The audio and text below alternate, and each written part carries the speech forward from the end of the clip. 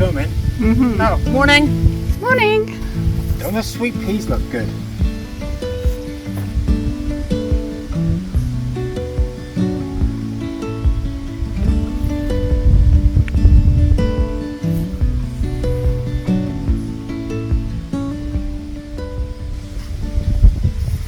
And straight away Gary goes off on another tangent, which is not what we're actually here for.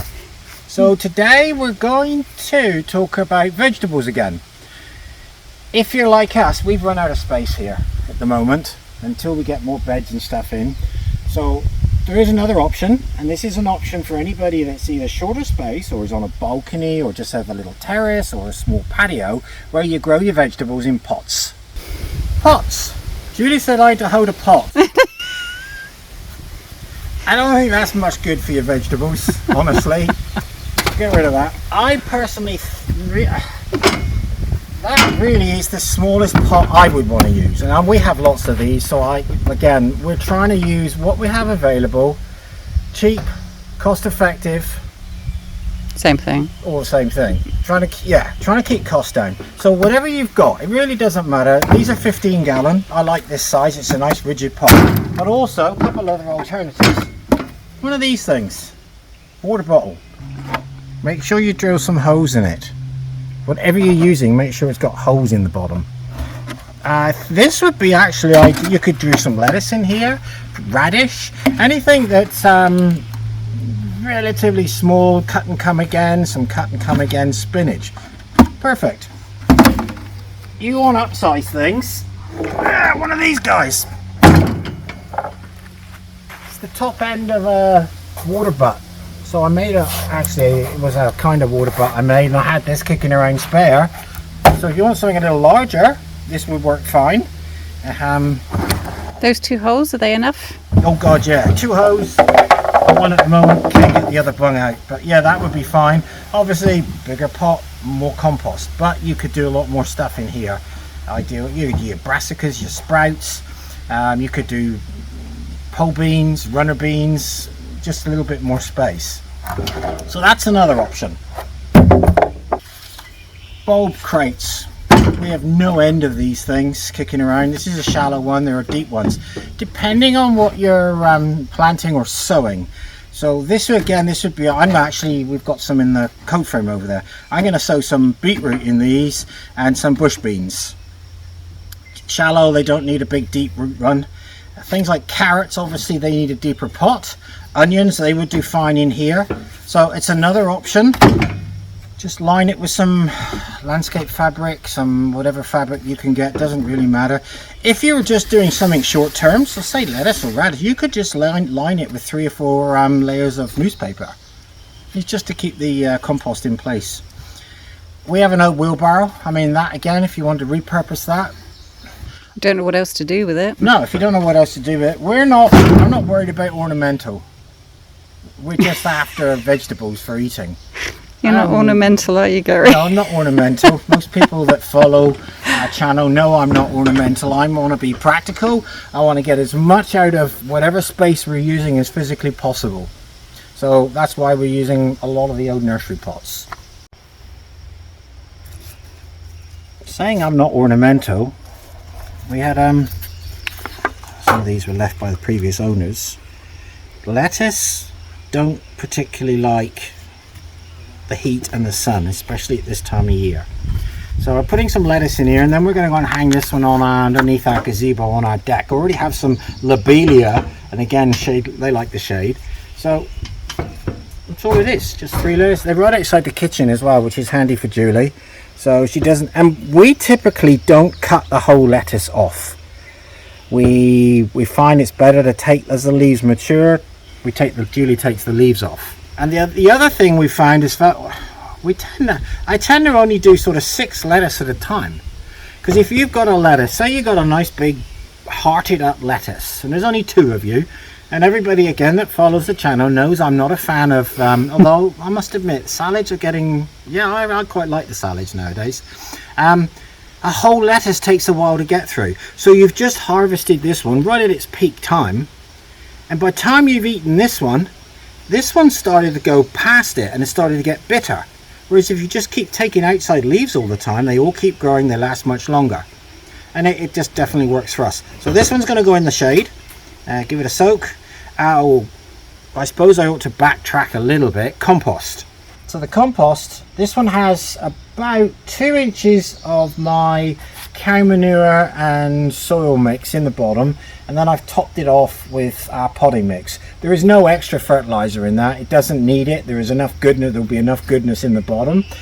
But if people don't have manure? If they don't have manure, you're going to have to put either a granular feed on it, or you're going to have the liquid feed. And as for what you use as compost, that's going to be so dependent on where you are. I mean, we're fortunate I have access to cow manure. Most people aren't going to have that. So you're going to have to go to the garden centre, the nursery, pick up bags of cow manure, horse manure, sheep manure.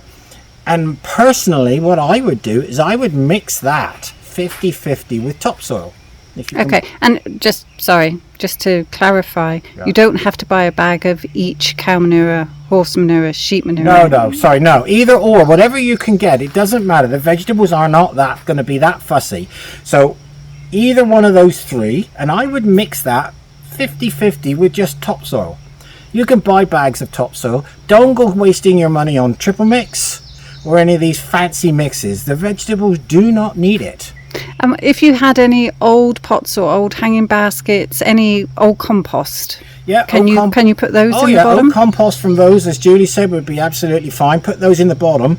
Now, what I've done with these bigger pots, the bigger pots have probably about 4 inches of cow manure in the bottom, aged cow manure, not fresh. And then on top of that, I've just mixed up our soil with the cow manure, mix it up with the tractor. Don't do it by hand. Well, there's a big pile out there. Would have made it great with a shovel and a spade. Yeah, it keeps you fit. No, I don't need to. Right arm's really strong with the tractor, lifting and doing the lever thing. So, and then just don't pack it down too tight. And I'm planting straight into that. No added fertilizer. There is no need. There is enough goodness in what I have here to last them the season. If you don't have the access to the really good manure, and the horse manure, sheep manure, cow manure is not going to be that high in nutrients. And the other thing you have to bear in mind is the more you water, the more you leach out the fertilizer. So keep an eye on your plants. If you start seeing them lose color, and I think that's going to be your first indication, if they start to lose color, then they're going to need some feed. And at that point, if they're losing color, you want a higher nitrogen number. So on the NP and K, you want a higher nitrogen number. Once you start seeing these vegetables start to heart up, so if they're brassicas, heart up. If they're onions, for instance, if you start seeing the onions swell and all of a sudden they're halfway growing and they've started going yellow, you might want to give them a little bit of a feed. Apparently, blue-curled Scotch kale. What makes it Scotch? We're in Ontario. Any ideas? Wouldn't like to say. No, this was end of season plants picked up from. I'm not going to tell you. Yeah, I will. From box store. That's all I'll say. We just happened to be in there, and we just needed a couple of examples of the type of plant material that you'll find at the moment. And at this time of year, this is the sort of material you're going to find. They're okay. Now the other thing is, it is not too late. Don't think planting any of this stuff it's going to be too late. We're planting seed in a minute as well, so this will be fine. So anyway, I think this is like a 20-gallon pot. Oh no, I don't need to get down on my knees.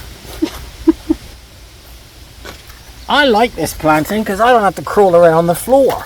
So all that is just literally, that's all I'm doing. I'm going to put 4 in here. It'll be a little tight when they grow up, but if you've got limited space, you want to get the most out of your space that is available to you. So plant them, give them a bit of a firming, and then in the middle of most of these pots, we're either going to put a salad crop plant, or we're going to put some seed in. So this is radicchio. I've never grown it before, so I don't know what it's going to be like. Again, it's an okay plant. Again, bought from the bookstore. A little drawn, but we'll see what happens. I'm just going to literally bung that right in the middle, making use of the space. And I'm going to put one of these radicchio in each one of these. So this was one I prepared earlier. Broccoli Destiny.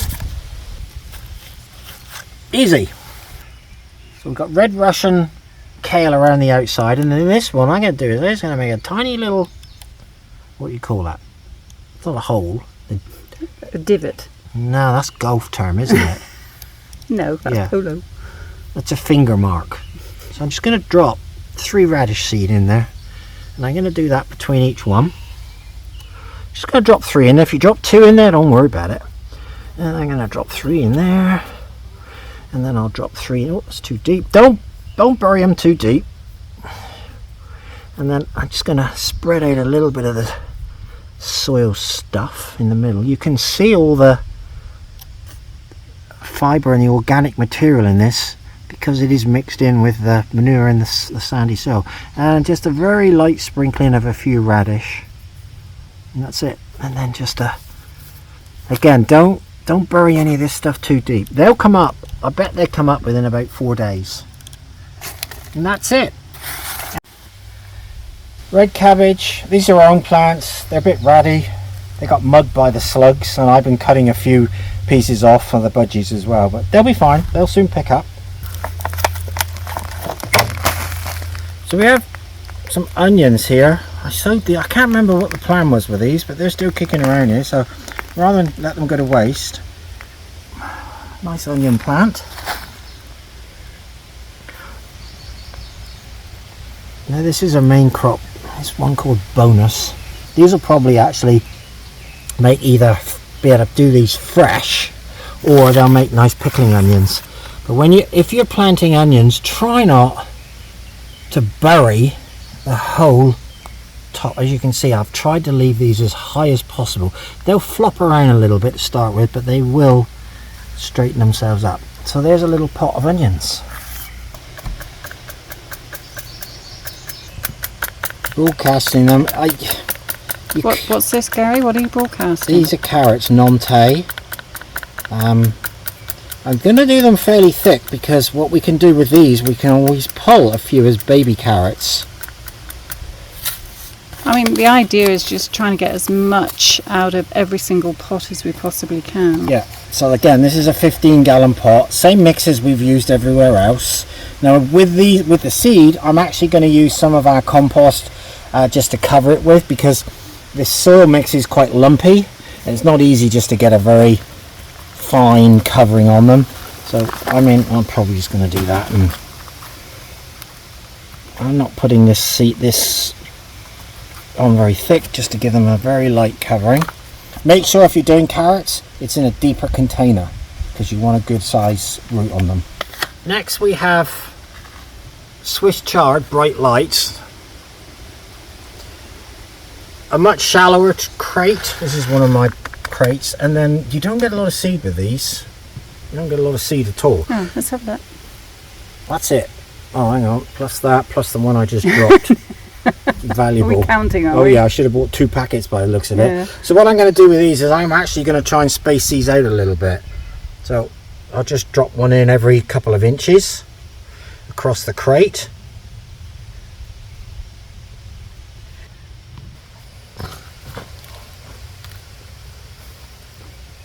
These do want a little bit more of a covering. It's a big seed. Apparently improved golden bush bean. We'll see. These literally, I'm just going to space them out on the surface. I don't know if I got enough for this crate, but I'm going to sow the whole crate.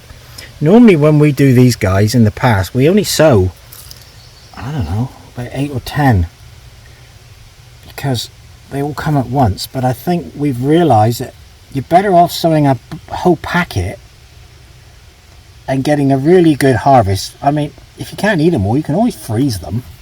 So that's the whole packet, and then all I do is just push them into, not very far, about an inch deep. Just push them in. No need to cover these with anything, just fluff it up.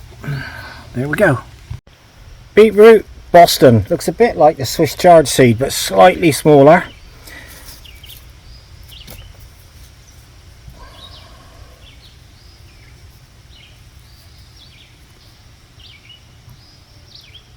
Now I am going to give these a slight covering of our compost again.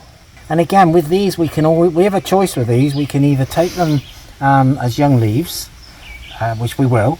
We'll thin some out, take some out, and then we can let the others grow on to, I don't know, golf ball size. So this is our cut and come again salads that we use all through the winter. But now at this time of year it's better off, obviously we've not got grow lights or nothing on, so it's better off outside. These will need some shade. They will not like this sun, so I can shade part of this if I want to. The seed is very small, as you can see, but it's a mix of all sorts. There's lettuce in here, there's arugula in here, there's spinach, there's a little bit of rocket now and again. So the secret with this is to sow it. You can sow it thick, because as soon as this is ready, Julie cuts it, and then she cuts again, and she cuts it again. And if you've seen some of our previous videos, you'll see how we grow this all through the winter. When you cover it, really fine layer, you can see here that some of the stuff underneath is coming through. These will all get a really good soak now, and I'll probably actually put the shade on because this sun's pretty intense today.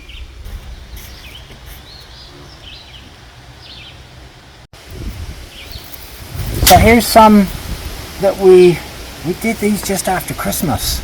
I've got the episode. Yeah, Julie's got the episode. So garlic, again, grow it in pots. If you have shorter space, it does really well in pots. These are just starting to now go to seed. So I will eventually, what I will do is a little bit longer, I'll turn them over so that all the goodness goes back into the bowl. And when do you do that? When they go a little more yellow? They go a bit more yellow, yeah. Oh, okay. Yeah. So we have 3 pots of these. They've done really well. They were overwintered in the polytunnel and they still froze solid at times. So they are fine for pots, no problem at all, and we'll be interested to see what we get in the way of clothes out of these. Potatoes. Again, Julia put on the previous episode when we started these guys. They have done really well this year. The manure has made such a difference. A question I see asked very often is, how do I know when my potatoes are ready for harvest? Wait for them to flower, and as you can see, some of these are flowering already. So wait for them to flower. Once the flower starts to die off, you can at that point, if you want, you can knock one out and see what stage the or have a rummage in through. Or you can, yeah, like Julie said, the other way you can do it is to try and rummage around. These generally have got so much root on them that I can pick the whole plant up, knock the pot up and see if there's any potatoes there. But you have to bear in mind, we're not trying to grow big monster here. We're trying to grow really nice early potatoes. They can be grown in pots, no problems. Pots, planters, containers. You can buy bags for potatoes as well. So don't think because you don't have a big garden that you cannot grow your own vegetables.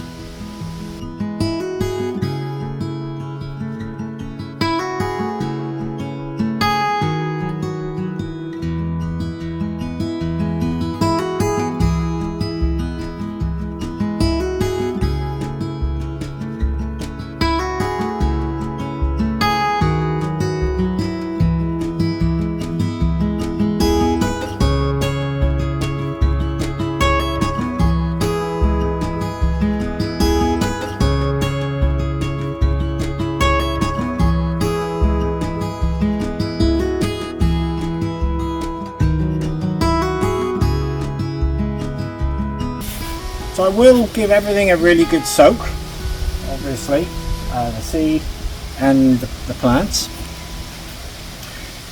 So until next week, you like my roses? You're going off on one again, Garry. You like my rose? Look at this one here. It's an old-fashioned shrub rose. Julia put the name up. The scent is it's almost overwhelming. So until next week or next time, whenever the next video comes out, thanks for watching and we'll see you then. Thank you. Bye. Thank you. Bye-bye.